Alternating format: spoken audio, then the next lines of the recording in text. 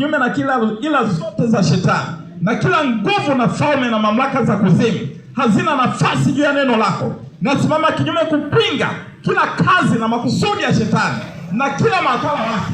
Naachilia uwezo na mamlaka yako, mfalme wa amani. Neno lako linapohubiriwa ikatoke kwa nguvu yake, kwa jinsi ilivyoviwa Roho wako Mtakatifu. Baba, tunakabidhi anga lote katika mikono yako, ni katika jina la Yesu aliye Bwana Mwokozi wetu tunaomba na kushukuru, tuseme amen. Amen. Haleluya. Bwana Yesu asifiwe. Haleluya tena.